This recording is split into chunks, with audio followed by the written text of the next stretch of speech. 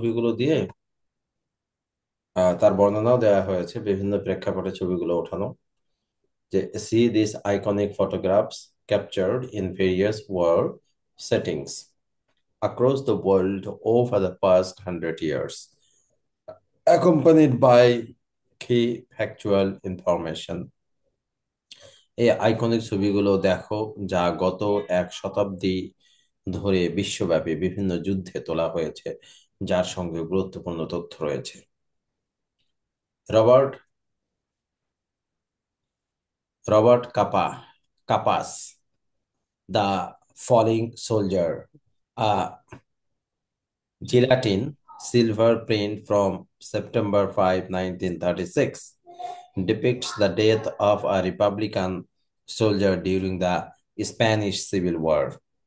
যে Robert Capa the falling soldier 5 September 1936-এর একটি জেলাটিন সিলভার প্রিন্ট, যা স্প্যানিশ গৃহযুদ্ধে একটি রিপাবলিকান সেনার মৃত্যুকে চিত্রিত করে। ক্রেডিট জেলাটিন সিলভার কি sir? Metropolitan Museum of Art via Bloomberg news.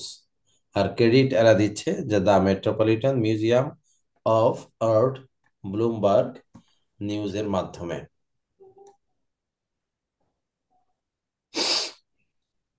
তারপরেরটা 2 নম্বরে দিচ্ছে, দেখো, যে soldiers of an Australian 4th division field artillery brigade walk on a duckboard track laid across a muddy, shattered battlefield in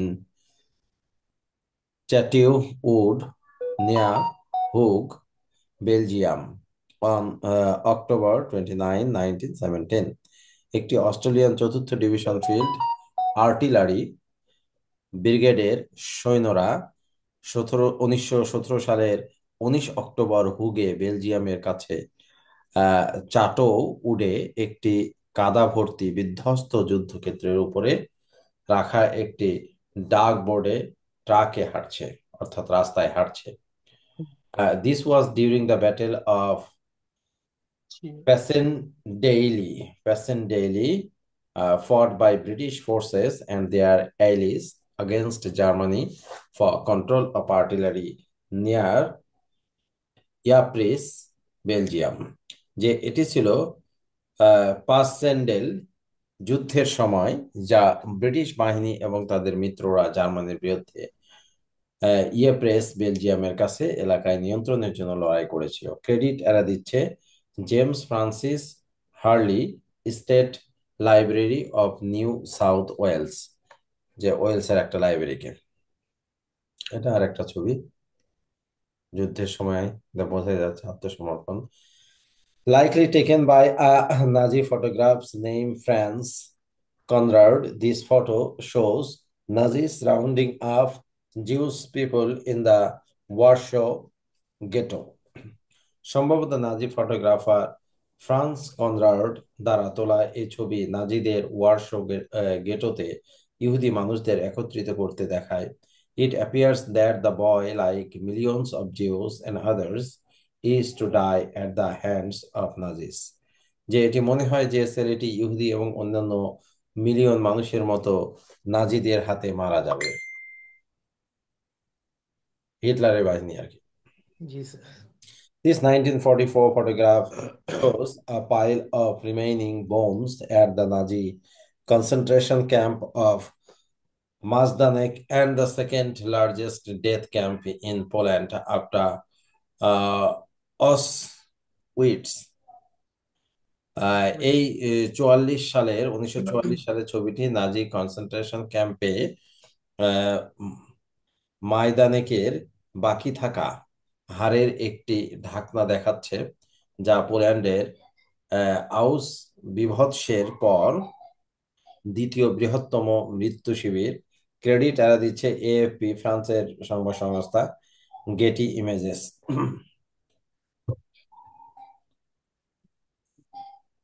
Robert Pledge, co-founder of Contact Press Images. Robert Pledge contract press ইমেজের co-founder, US soldiers on patrol Sau valley, south Vietnam, December 1967। যে মার্কিন সেনারা patrol করছে ah, ah, Sau valley, দক্ষিণ Vietnam, December 1967। The soldier seen from the back, পিছন থেকে দেখা যাচ্ছে সৈনিকটাকে, ফেসিং আ ভিয়েতনামিজ ওমেন, যার সামনে একটা ভিয়েতনামের মহিলা আছে, hanging a baby with a half naked boy by her side, এবং একটা শিশুকে ধরে আছে, সঙ্গে অর্ধনগ্ন একটা ছেলে তার পাশে আছে। Photo taken by Gilles Caron, Gilles ক্যারনের ছবিটা তোলেন।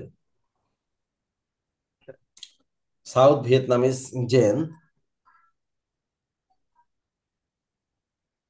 জেন মানে জেনারেল আর কি, যে জেনারেল হচ্ছে নুয়েন Ngoc, Ngoc Loan, chief of the national police, fires his pistol into the head of suspected Viet Cong officer Nguyen Van Lem on a Saigon street early in the Tet offensive of the Vietnam War। যে দক্ষিণ ভিয়েতনামে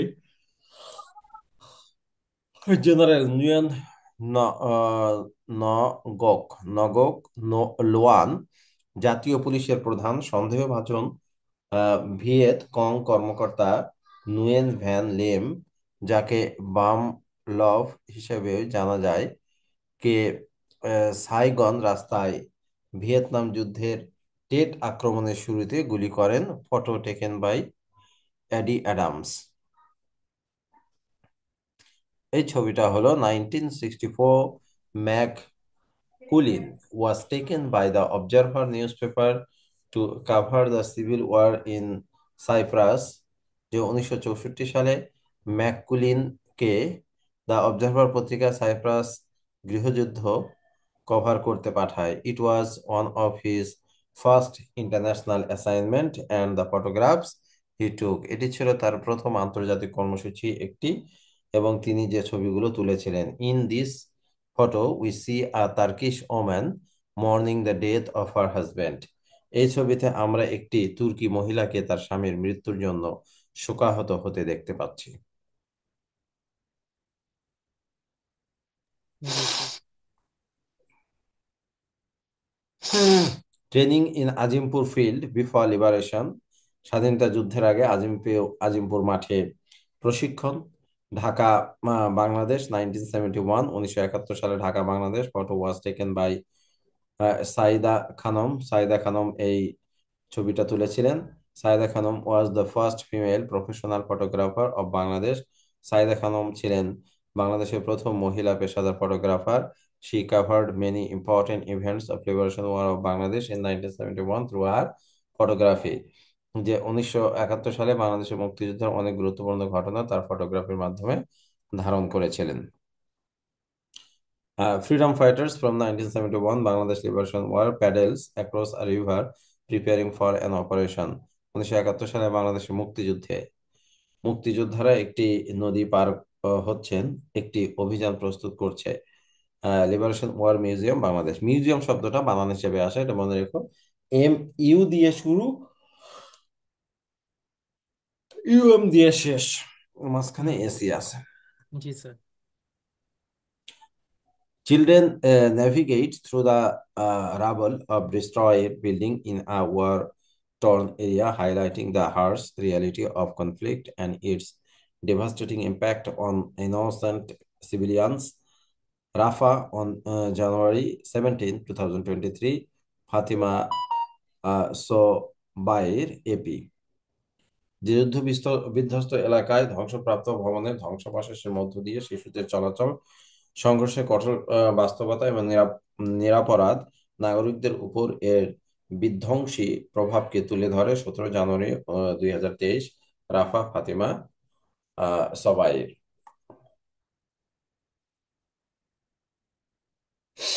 এখানে দিছে যে write down your opinion for each image you have seen in about 100 words. যে তুমি যে ছবিগুলো দেখেছো তোমার মতামত তুমি ব্যক্ত করো। Keep it simple. Describe what the photos shows, how it makes you feel, and why it is important. যে এই এটি আহ, যে ছবিতে যে রকম বর্ণনা আছে ওটাকে মনে রেখে বা ওটাকে চিন্তা করে তুমি কি অনুভব করো এর যে গুরুত্ব বর্ণনা করো। মেনশন কি details like the people, the emotions or the setting.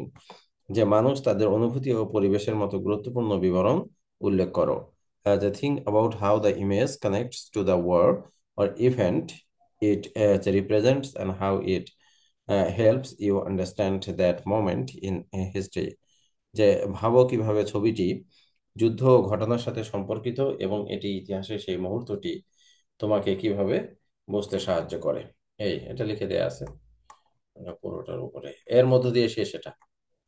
हाँ। অর্থাৎ 11 নম্বর ইউনিট তোমার শেষ হয়ে গেল। जी सर। আচ্ছা, এখন 12।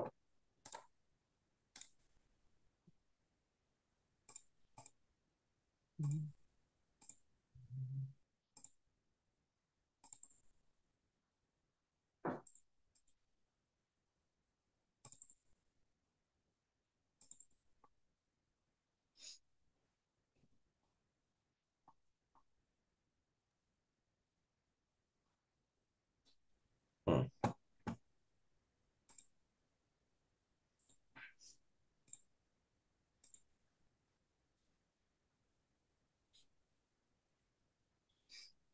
ওয়াটার ওয়াটার এভরিহোয়ার, পানি পানি সর্বত্র পানি। Ask an elderly village or relative, জিজ্ঞেস করো একজন বয়স্ক, ইল্ডারলি অ্যাডজেক্টিভ, যে বয়স্ক কোনো গ্রামের মানুষকে বা গ্রামবাসীকে অথবা কোনো আত্মীয়কে, how the near by river was in his or her youth, যে নিকটবর্তী কোনো নদী তার যৌবনে কেমন ছিল। অর্থাৎ ওই ব্যক্তির যৌবনে, বয়স্ক একটা মানুষকে জিজ্ঞেস করতে বলছে, সেটি তোমার আত্মীয় হোক বা আত্মীয়র বাহিরে হোক, এই বয়স্ক মানুষটাকে জিজ্ঞেস করতে বলছে যে ওই মানুষটা যখন যুবক ছিল তখন নদীর অবস্থাটা কেমন ছিল। Then compare the state of the river at present, তারপরে নদীর সেই সময় কেমন ছিল, বর্তমান কেমন, এটাকে এখন তুলনা করো। And write down the differences, পার্থক্যগুলো লিখে ফেলো। Make a presentation in a group, যে একটি গ্রুপে প্রেজেন্টেশন তৈরি করো with a group of friends, বন্ধুদেরকে নিয়ে। Make a survey of ponds water bodies in your locality, যে একদল বন্ধুর সাথে তোমার এলাকায় বা পুকুর বা জলাশয়গুলির একটি জরিপ তৈরি করো। Then ask an elderly person, বয়স্ক একজন ব্যক্তিকে জিজ্ঞেস করো, লিভিং ইন দ্য এরিয়া, যে ওই এলাকায় বাস করে। প্রেজেন্ট পার্টিসিপল বা adjective phrase, if there were more सर। Of them in his younger day, সে যখন ছোট ছিল তখন ওই এলাকায় কি আরো অনেক পুকুর ছিল বা জলাশয় ছিল। Imagine the reasons why the water bodies ponds they had been filled up, কল্পনা করো যে কেন ওই জলাশয়গুলো পূর্ণ করা হয়েছে। অ্যান্ড রাইট দেম ডাউন, এবং সেগুলো লেখো। এই বুড়িগঙ্গা নদীকে নিয়ে কাহিনীটা তুলে ধরা হয়েছে। বুড়িগঙ্গা নদী ঐতিহাসিক একটি নদী। আগে এই বুড়িগঙ্গা নদীর কারণে ঢাকা রাজধানী হওয়া, বা বুড়িগঙ্গা নদীর কারণে মুঘলরা ঢাকাকে রাজধানী হিসেবে চিহ্নিত করে বা রাজধানী সেখানে প্রতিষ্ঠা করে, কারণ তাদের যাতায়াত সুবিধা ছিল। जी তাই না? सर। তো ওয়াটার ওয়াটার এভরিহোয়ার, পানি। তার আগে কি বলেছে দেখো, যে now read the 4 lines from Samuel Taylor Coleridge's poem the rime of the ancient mariner. তো and answer the questions that follow, যে স্যামুয়েল টেলর কলিসের rime of the ancient mariner থেকে 4 লাইন কবি এখানে তুলে দেওয়া হয়েছে, কবিতার লাইন। তো এটা পড়ো, পড়ে যে তুমি ইয়া করো, নিচের প্রশ্নগুলোর উত্তর দাও। দেখো কি বলছে, ওয়াটার ওয়াটার এভরিহোয়ার, পানি পানি সর্বত্রই পানি। And all the broad boards did sink, এবং বোর্ডে যে পানিগুলো ছিল সবগুলো পানি শেষ হয়ে গেছে। এটা একটা জাহাজের গল্প বলা হচ্ছে, যে জাহাজে একটা পর্যায়ে সবগুলো পানি শেষ হয়ে যায়, সূর্য খুব কাছ থেকে কিরণ দেয়। তো ওরা এমন একটা জায়গায় চলে যায় যেখানে চারিদিকে সমুদ্র এবং জমাট বাঁধা আচ্ছা। বরফ। সো হুম। তাদের পানিগুলো একটা পর্যায়ে শেষ হয়ে যায়। আচ্ছা। ওয়াটার ওয়াটার এভরিহোয়ার, পানি পানি সর্বত্র পানি, নর এনি ড্রপ টু ড্রিঙ্ক, কিন্তু পান করার মতো এক ফোঁটাও নাই। মানে সমুদ্রের পানি তো আর পান করতে পারবে না, না। এই জন্য বলছে পান করার মতো এক ফোঁটাও নাই। হুম হুম।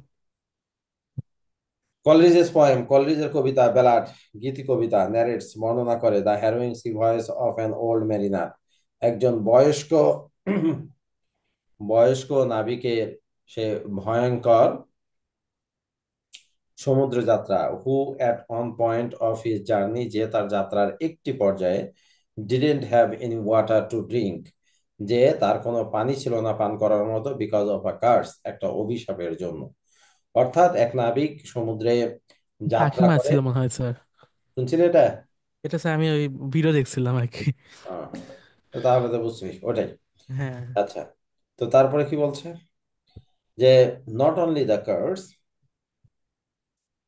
we to know how important drinking water is in our life, যে শুধু অভিশাপের কারণেই নয়, আমরা জানি যে পানি আমাদের জীবনে কতটা গুরুত্বপূর্ণ। We know we cannot survive without it, আমরা জানি যে পানি ছাড়া আমরা টিকে থাকতে পারবো না। এটা কি নাউন ক্লজ, জি স্যার। তাই না?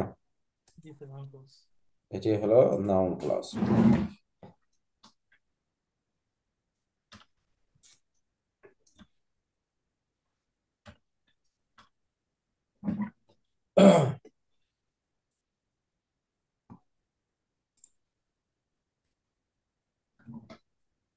আচ্ছা, তারপরে কি বলছে যে ইনফ্যাক্ট প্রকৃতপক্ষে 2/3 অফ আওয়ার বডি, আমাদের শরীরের 3/2 ভাগ are made up of water, পানি দ্বারা তৈরি। আমাদের শরীরে 3/2 ভাগ পানি দ্বারা তৈরি। Not for nothing is it said that the other name of water is life, এটি কিছুই নয় যে এটি বলা হয় যে পানির অন্য নাম জীবন। জি sir. Is there a crisis in our time, আমাদের সময়ে কি পানির কোনো সংকট আছে? With regard to access to clean drinking water, যে বিশুদ্ধ পানি পাবার ক্ষেত্রে, পান করার মতো বিশুদ্ধ পানি পাবার ক্ষেত্রে। The United Nations in a meeting, United জাতিসংঘ তার এক সভায় on the eve of new মিলেনিয়ামের শুরুতে আইডেন্টিফাইড ড্রিঙ্কিং ওয়াটার, শনাক্ত করে খাবার পানিকে, ড্রিঙ্কিং ওয়াটার প্রবলেম অর্থাৎ খাবার পানির এই সমস্যাকে, as one of the challenging for the future, ভবিষ্যতের জন্য চ্যালেঞ্জ হিসেবে। তারপরে বাট উই নিড নট ওরি অ্যাবাউট দ্য প্রবলেম, কিন্তু এই সমস্যা নিয়ে আমাদের চিন্তা করার কোনো কারণ নাই। As ours is a land of rivers, যেহেতু আমাদের এটি একটি নদীমাতৃক দেশ, and we have plenty of rainfall, এবং আমাদের প্রচুর বৃষ্টি হয়। বিসাইডস, এছাড়াও উই হ্যাভ আ সি, আমাদের একটা সমুদ্র আছে, ইন আওয়ার ব্যাকইয়ার্ড টু, যে আমাদের পিছনের দিকে। One of the sources of water in our river is of our country is the rivers, যে আমাদের পানির অন্যতম উৎস ইন আওয়ার কান্ট্রি, আমাদের দেশে, অ্যাডজেক্টিভ ফ্রেজ, তা হলো আমাদের নদীগুলো। Rivers are everywhere in our life, পানি নদী আমাদের সর্বত্রই আছে, আমাদের জীবনে সর্বত্রই আছে। লিটারেচার, সাহিত্যে আছে, ইকোনমি অর্থনীতিতে আছে, কালচার সংস্কৃতিতে আছে। But are the rivers in good shape, কিন্তু এই নদীগুলো কি সঠিক আকৃতিতে আছে বা সঠিক অবস্থায় আছে? আনফরচুনেটলি দে আর নট, দুর্ভাগ্যবশত তারা নাই। A few are already dead, কিছু নদী ইতিপূর্বে মারা গেছে, and several are going through the pangs of death, এবং আরো অনেকগুলো মৃত্যুর যন্ত্রণার মধ্য দিয়ে যাচ্ছে। The river Buriganga is an example of a dying river. যে বুড়িগঙ্গা নদীটি হলো মৃতপ্রায় নদীর একটি দৃষ্টান্ত। আর report published in the Daily Sun's, Daily Sun পত্রিকায় একটা রিপোর্ট প্রকাশ করা হয়েছিল। What has happen to the river Buriganga, Buriganga নদীর ক্ষেত্রে কি ঘটেছে, অ্যান্ড হোয়াই, কেন ঘটেছে। ইটস ওয়াটার ইজ পলিউটেড, এর পানিগুলো দূষিত, অ্যান্ড আ পারপিচুয়াল ইন্টেন্স, এবং একটা সার্বক্ষণিক গন্ধ fills the air around it, এর চারদিকের বাতাসকে পূর্ণ করে রেখেছে। বাট আচ্ছা, that is not what it was like before, কিন্তু আগের মতো তা ছিল না।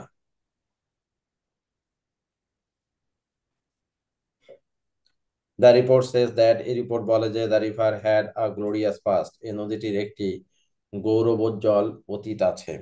Once it was a tributary of the mighty Ganges, একদা এটি গঙ্গা নদীর উপনদী ছিল, অ্যান্ড ফ্লোড ইনটু দ্য বে অফ বেঙ্গল, বঙ্গোপসাগরে প্রবাহিত হতো, through the river Dhaleshwari, Dhaleshwari নদীর মধ্য দিয়ে।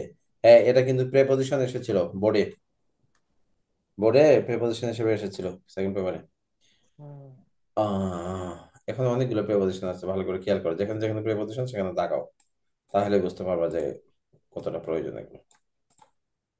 তারপরে কি বলছে যে গ্রাজুয়ালি, আস্তে আস্তে, ইট লস্ট ইটস লিঙ্ক, যে এটি হারিয়ে ফেলে এর সম্পর্ক উইথ দ্য গ্যাংস, গঙ্গা নদীর সঙ্গে, and got the name Buriganga, এবং বুড়িগঙ্গা নাম পায়।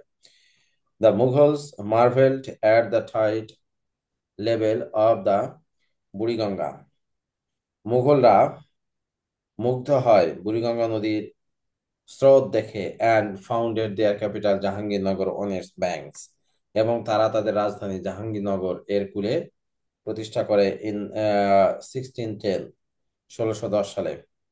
The river supply drinking water, এই নদীটি সরবরাহ করে খাবার পানি, and supported trade and commerce, এবং ব্যবসা বাণিজ্যের জন্য সমর্থন দেয়। জাহাঙ্গীরনগর ওয়াজ রিনেমড ঢাকা, জাহাঙ্গীরনগরের পুনরায় নামকরণ হয় Dhaka, which গ্রিউ into a heavily polluted city, যা আস্তে আস্তে খুবই দূষিত একটি শহরে পরিণত হয়, with chronic shortage of speech, যার তীব্র জায়গার সংকট রয়েছে। The city paid back the bounty of the river by sucking life out of it. নদীটি মানে শহরটি নদীর যে দান, এই প্রতিদান দিয়েছে এর জীবন শুষে নিয়ে। According to newspaper report অনুসারে, the Buriganga is dying because of pollution, Buriganga নদী মরে যাচ্ছে দূষণের কারণে। Huge quantities of toxic chemicals, বিশাল পরিমাণ রাসায়নিক যে বিষগুলো বা বিষাক্ত রাসায়নিকগুলো, অ্যান্ড ওয়েস্ট, এবং আবর্জনা ফ্রম মিলস অ্যান্ড ফ্যাক্টরিজ, কলকারখানাগুলো থেকে, হসপিটালস অ্যান্ড ক্লিনিক, হাসপাতাল ও ক্লিনিক থেকে, অ্যান্ড হাউসহোল্ড, এবং বাসাবাড়ি থেকে, অ্যান্ড আদার এস্টাবলিশমেন্ট, এবং অন্যান্য জায়গাগুলো থেকে, are dumped into the river everyday, যে প্রতিদিন নদীতে ফেলা হয়। এভরিডে অ্যাডভার্ব এখানে। Dhaka discharges about 45 million tons of solid waste everyday, Dhaka নিক্ষেপ করে প্রায় 4,500 টন শক্ত আবর্জনা প্রতিদিন, and most of it directly released into the বুড়িগঙ্গায়, এবং এর অধিকাংশই সরাসরি চলে যায় বুড়িগঙ্গাতে। According to the department of the environment, পরিবেশ বিভাগ অনুসারে 20,000 tons of tannery, 20,000 ton tannery আবর্জনা, including some highly toxic materials, যার মধ্যে যে খুবই বিষাক্ত কিছু উপাদানও আছে, are released into the river everyday, যে বের করে দেওয়া হয় নদীতে প্রতিদিনই। এক্সপার্টস আইডেন্টিফাইড 9 ইন্ডাস্ট্রিয়াল এরিয়াস, বিশেষজ্ঞরা শনাক্ত করেছে 9টি শিল্প এলাকাকে, in and around the capital city, শহরের ভিতরে এবং এর চারপাশে, as the primary sources of river pollution, যে পানি দূষণের প্রাথমিক উৎস হিসাবে টঙ্গী, তেজগাঁ, হাজারীবাগ, তারপর Tarabo, Narayanganj, Savar, Gazipur, Dhaka Export Processing Zone and Ghorashal, যে এই জায়গাগুলো বিশেষজ্ঞরা রাজধানী শহরের মধ্যে এবং এর আশপাশে 9টি শিল্প এলাকার শনাক্ত করেছেন যেগুলো নদী দূষণের মূল উৎস। Tongi, Tejgaon, Hazaribagh, Tarabo, Narayanganj, Savar, Gazipur, Dhaka Export Processing Zone এবং Ghorashal. The river would need a monster stomach to digest all the waste mentioned above. নদীটির সমস্ত বর্জ্য পচাতে একটি দৈত্যের পেট প্রয়োজন যা উপরে উল্লেখ হয়েছে। There is a limit up to which it can put up with its cruel and thoughtless treatment. এটা যেহেতু লিমিটকে মডিফাই করছে তো তো এই জন্য হুম, অ্যাডজেক্টিভ হবে আচ্ছা। যে এটির উপর একটি সীমা রয়েছে যার মধ্যে এর এর নিষ্ঠুর আচ্ছা। তারপরে দেখো যে দেয়ার আর বলতেছে যে অন্ততপক্ষে একটা সীমা থাকা উচিত যে পর্যন্ত এই নদীটি মানুষের নিষ্ঠুরতা এবং বিবেকহীন যে আচরণ এটা সহ্য করতে পারে। দেয়ার আর আদার রিভার্স ইন দা কান্ট্রি, দেশে আরো নদী আছে that are suffering fate,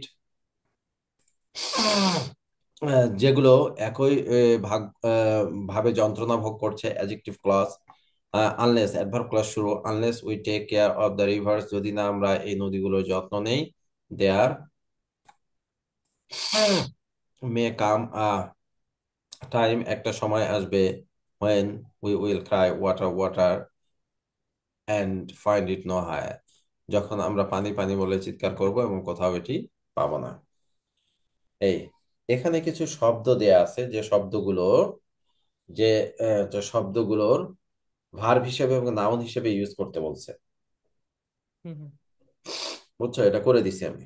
verb হিসেবে সেন্টেন্স লিখে দিয়েছি, নাউন হিসেবে সেন্টেন্স লিখে দিয়েছি। সবগুলো শব্দের ক্ষেত্রে এটি করা আছে। আচ্ছা স্যার। তারপর দিছে কি, collect some reports on the, এটা কিন্তু ইম্পর্টেন্ট যেটা পড়লাম, জি স্যার। বোর্ড কোশ্চেন হয় এটা, হয় মানে হয়ে গেছে অলরেডি কয়েকবার। এটা আচ্ছা অনেক স্যার। আগে আগে থেকে আছে গল্পটা। Write a paragraph summarise the main points, summarise করে দিচ্ছি। তারপরে এগুলো সেন্টেন্স এটা করে দেয়া আছে, তুমি যদি সিরিয়ালি পড়ো তাহলে সেন্টেন্স হয়ে যাবে প্রত্যেকটা। Write a report for your college magazine on the state of water bodies in your locality, করে দিয়েছে এটাও। The Greta effect,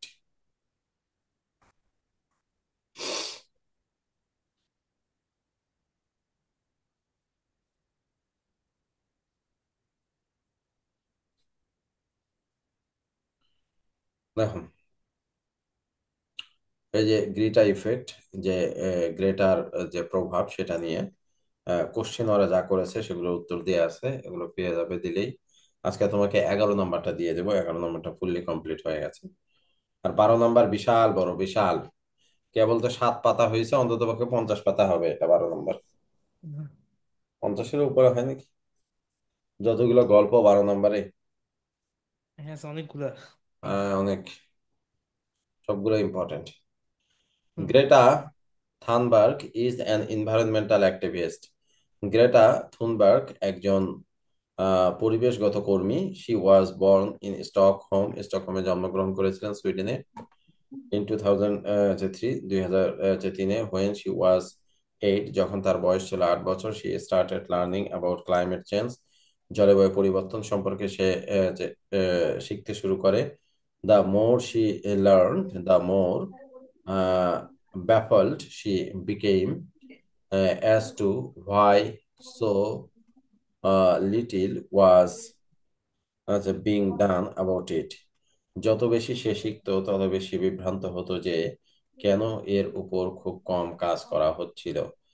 At the age of 11, 11 বছর বয়সে Greta became so sad about climate change that she temporarily stopped speaking. 11 বছর বয়সে Greta জলবায়ু পরিবর্তন সম্পর্কে এতটাই দুঃখিত হয়ে পড়েছিলেন যে তিনি সাময়িকভাবে কথা বলা বন্ধ করে দিয়েছিলেন। Greta was Asperger syndrome, a condition that affects how people socialize. গ্রেটার অ্যাসপারগার সিনড্রোম রয়েছে, যা একটি শারীরিক অবস্থা যা মানুষের সাথে সামাজিককরণ প্রভাব ফেলে। But Greta views her condition as a positive, calling it her super power. কিন্তু গ্রেটা তার অবস্থাকে একটি ইতিবাচক হিসেবে দেখে, এটি তার সুপার পাওয়ার বলে আখ্যায়িত করে। She says it helps her see the world। এই যে helps her see the world, see এখানে ইনফিনিটিভ, সি হচ্ছে ইনফিনিটিভ এবং এটি হলো she says it helps her see the world black and white, that there was no, হ্যাঁ, এটা হলো তোমার noun clause. And there was no gray areas when it comes to climate change। এটি adverb of time. সে বলে যে এটি তাকে পৃথিবীকে সাদা বা কালো হিসেবে দেখতে সাহায্য করে, জলবায়ু পরিবর্তন সম্পর্কে কোনো ধোঁয়াশা নেই। In August 2018, Greta decided to take action। 2018 সালের আগস্টে গ্রেটা সিদ্ধান্ত নিয়েছিলেন কর্মগ্রহণ করার। Instead of going to school, she made a large sign that read "School Strike for Climate, School Strike for Climate", and comes sat down outside the Swedish Parliament।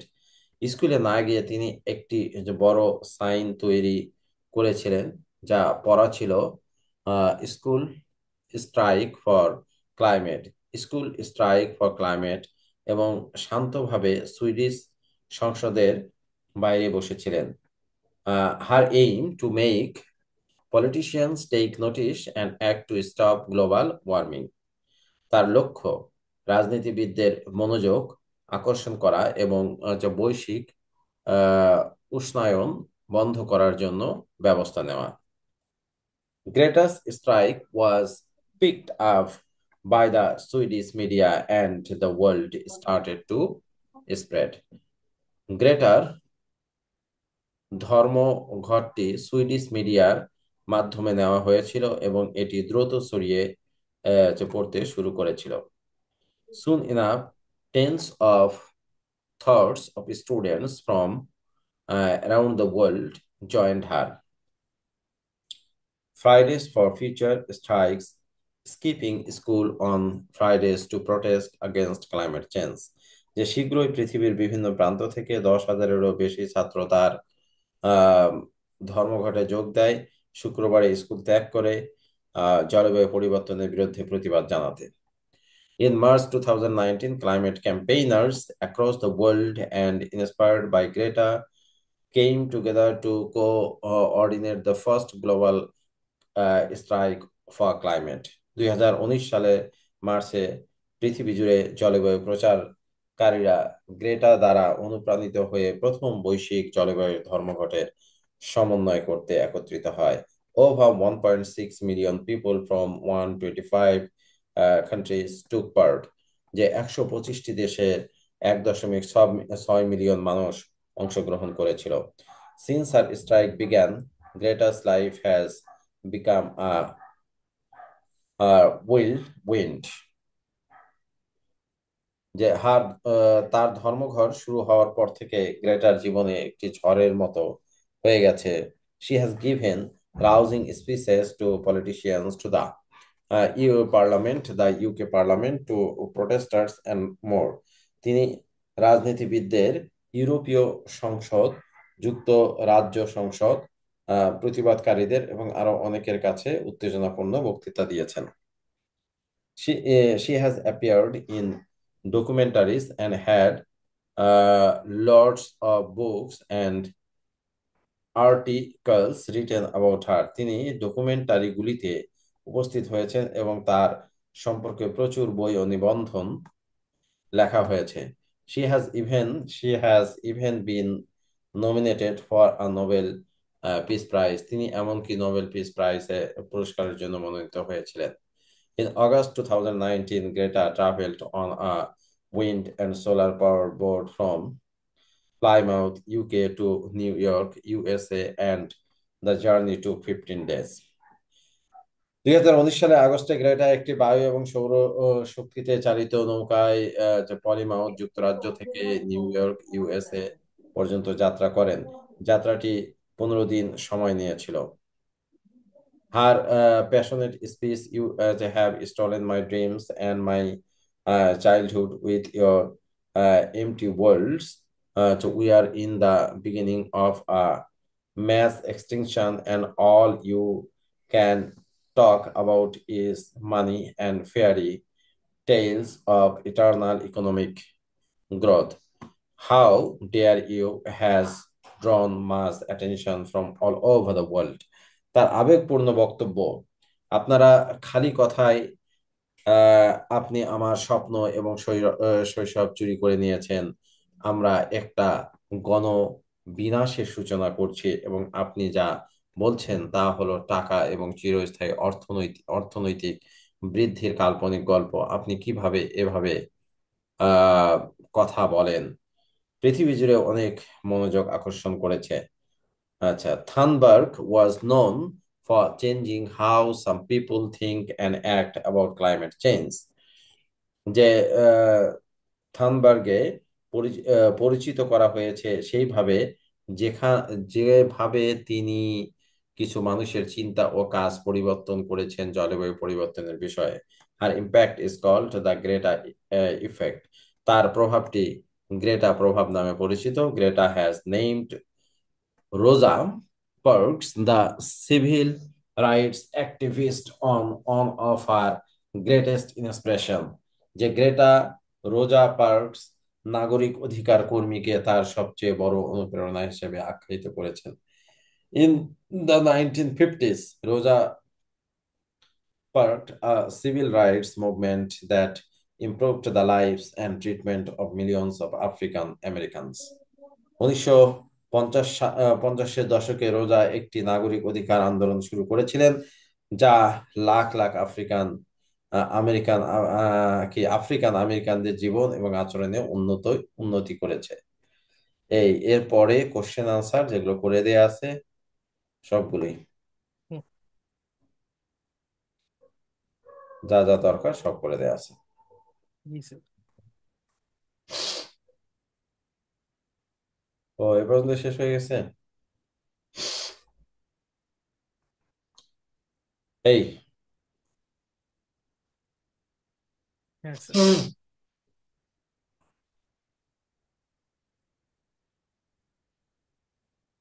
বুঝছো?